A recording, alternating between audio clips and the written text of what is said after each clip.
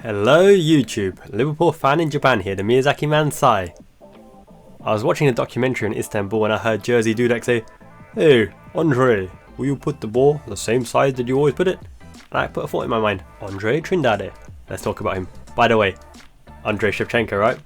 What a beast, ISS winning 11, Pro Evolution Soccer, right, in the UK. Played that in the arcade. He was dominant back in the day on winning 11, Shevchenko.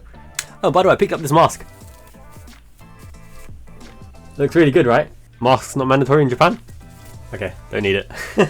What the? Melon Musk Kit Kat in Japan? Sugoi-jan! Subalashi! It'd be rude not to. Mite.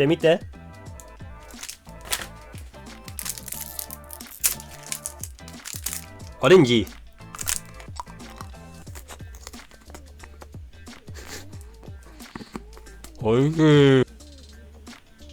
Sorry, technical issues.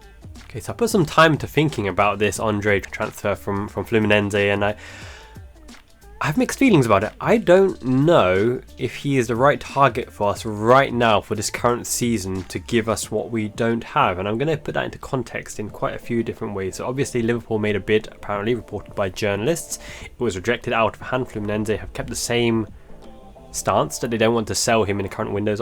Obviously they are competing in the Copa Libertadores.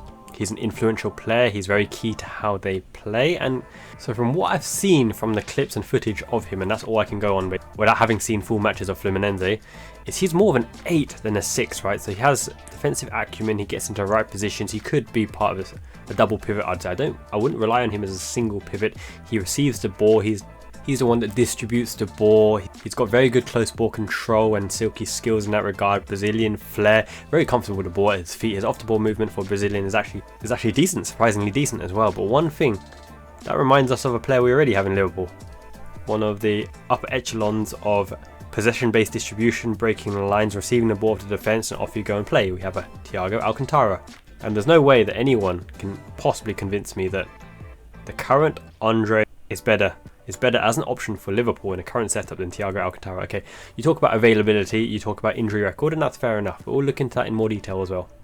So André, coming from the Brazilian league, he's going to have quite a big adjustment period, and there's a few factors behind this. First and foremost, communication. So I've read that he's actually taking English classes in preparation for the Premier League, but taking classes and being succinct and fluent enough to convey the right messages to teammate, listen to instructions and perform a role. Also training day to day in the environment as well. Question marks there as well. Getting up to the speed of the Premier League, but it's not just the speed of the Premier League and the intensity. I really doubt he would ever have the pressure in terms of the current flavour of the month, which is high press and pressuring of that creative deep lying playmaker, right? So all teams will put a dedicated destroyer or someone who's very adept at pressuring in amongst the creative fulcrum of Liverpool, which is that number 6 position, dual pivot or single pivot. André would therefore maybe need to drop deeper or be very accustomed to receiving the ball under pressure, laying it off. I don't know if he has that Thiago turn, he has that silkiness to escape the marker on the first instance. Yet to be seen, unknown quantity. But I've also seen for Fluminense from the clips, he receives it quite deep as well, behind the back line, in transition in that line. But do we really need a player there as well? Because even Thiago, Bajcetic and all our other players, even Trent doesn't receive it that deep. And the reason is because Van Dijk is a very adept ball player. As mentioned by Arteta, they push, they press, they pin Liverpool into that certain area. Van Dijk gets the ball, one touch out of the feet and ping straight to Salah's chest. 60 yards away, off you go. You don't need someone to pick it up from the defence. We have adept ball players there. Similarly, Konate is not bad as well, and under pressure, we saw in the last game he jinked, he turned, he manoeuvred his way out of trouble. He can play it off to a fullback. So André's particular role in the system wouldn't be really well defined. You'd have a kind of grace period of discovering where his strengths are, but would he even get the minutes to be afforded the chance to show what he does as a player and who he is as a character and personality as a player? Because as I mentioned, you're going to try and win things now. Thiago is not only settled in Liverpool, knows Jurgen Klopp's system, he's experienced, he knows the phases of play, he knows how to control the tempo. It's not just about distributing the ball, it's about when you distribute the ball, how you distribute the ball pace, what you got to do, game intelligence. He's seen it all, he's done it all. And it's not just Thiago as well. Obviously, you've got more competition for places in and around the area. So if André is an 8 who likes to be a metronome and play make and dictate from deep, is that how our 8s function? You could argue that McAllister can do that, obviously having been dropped back into that pivot into the 6, but from the 8 position as well, he obviously links the midfield and the attack, but he also can get the ball from defence as well. So therefore, would you be competing against McAllister as the left-sided 8? And in that regard, I would always take McAllister because he's Premier League proven, World Cup winner. He's got a lot about him, and we know his qualities as well.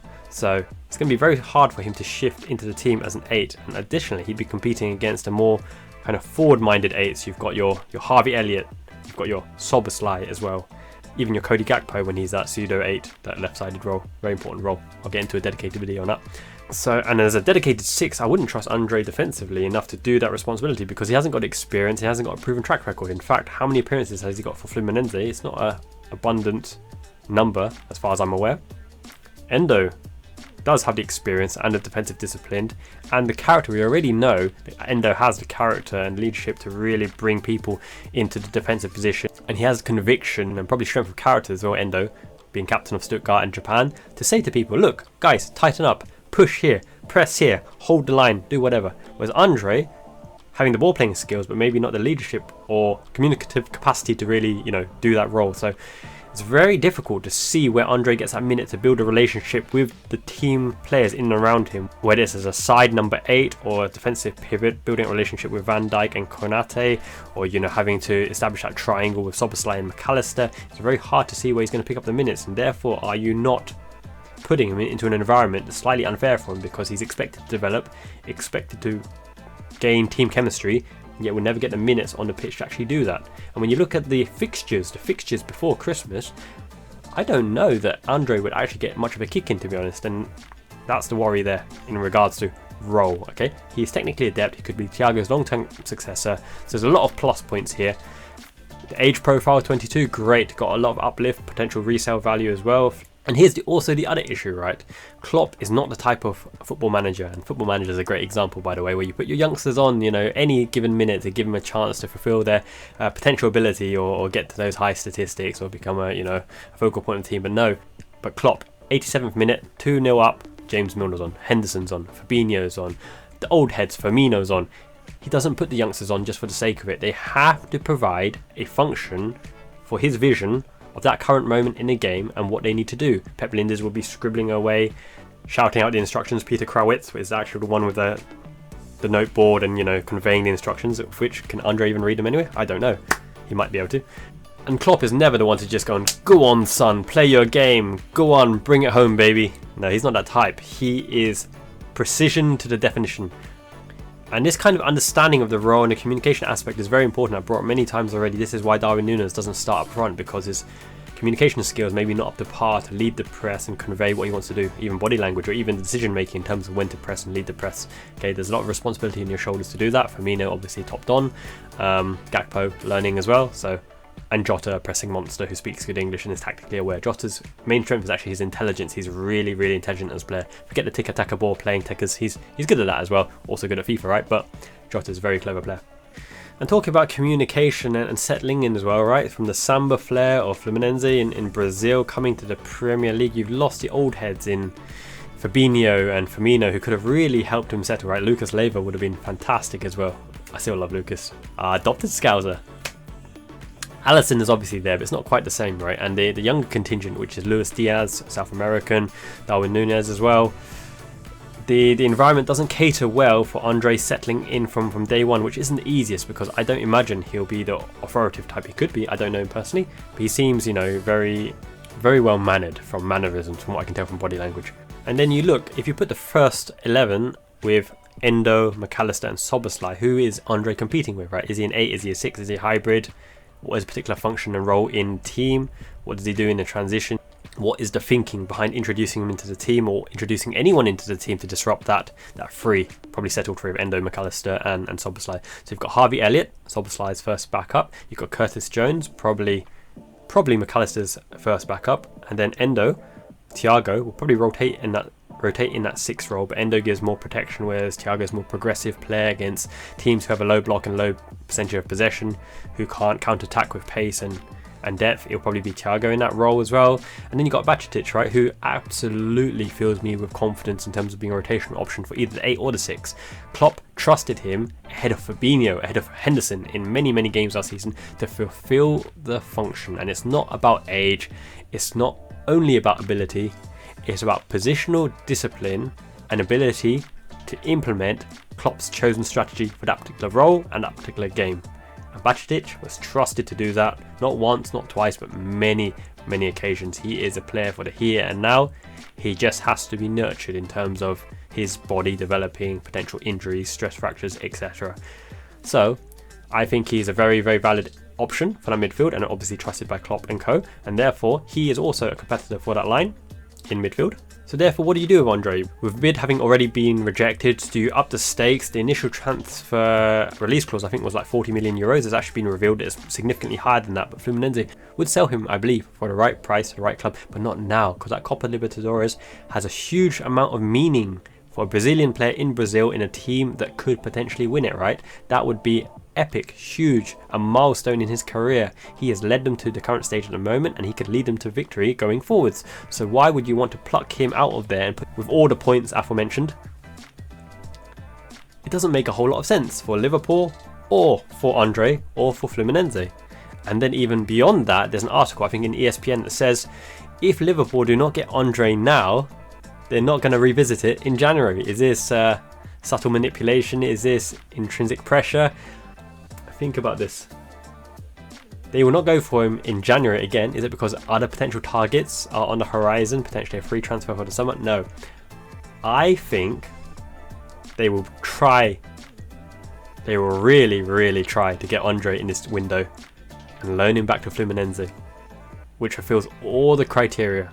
Okay, you buy him now, so competitors like Manchester United who are interested, who Andre rejected, who didn't really reject, he just mentioned that he agreed personal terms with the Reds, with Liverpool. You buy him now at a price that Fluminense are happy with, on the condition that you loan him back to Fluminense to complete the season, which I believe ends in November. You have him as a player for the long term, Thiago's successor. He gets minutes. He already is happy because he can represent Fluminense. He secured a move to Liverpool. He's already match fit, having played the season in Brazil. He has a slight rest before the January transfer window, when hopefully he arrives when the Brazilian league is finished. And then it fulfills that last line, which is Liverpool will not look to sign Andre in January because we signed him in the summer, baby, and he's coming to us in January. Oh yeah!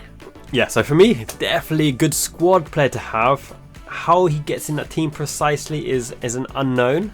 When you look at the fixtures after Christmas, it looks like the weaker teams when Liverpool play at home, or when you need an extra tempo maestro who can really move and shift the ball around, you know, a Thiago light and someone you can introduce without too much defensive responsibilities.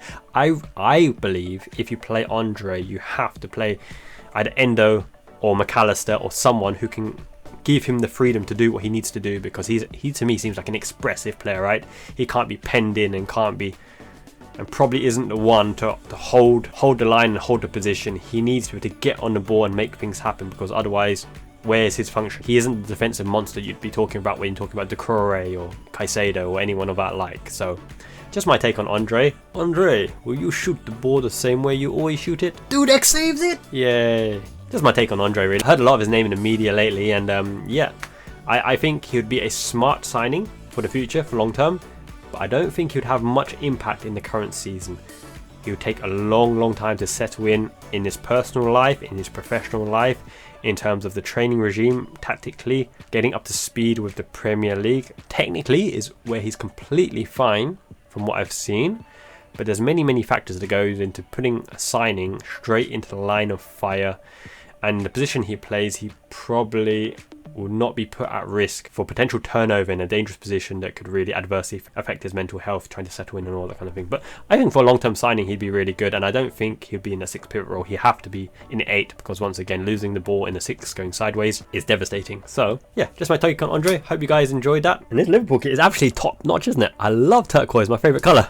Number 8, my boy Aito. Oh, and me and my missus, Maimi, we actually read through every single comment on YouTube, and I noticed there's a lot of love for Japan and Japanese. So she wanted me to name drop her Japanese teaching school online, Cambridge Japanese. We have 5 fully qualified teachers who teach Japanese online 1-to-1. And the first hour of any teacher is absolutely free. Using code STAYSAFE in the booking system, you can book your preferred time slot, the teacher of choice, and go through the material that you want to go through. Whether it's holiday to Japan, casual Japanese to watch anime or manga, or just, you know, a hobby. Don't even think you need to put your card details in. Literally just book your preferred slot, your preferred teacher.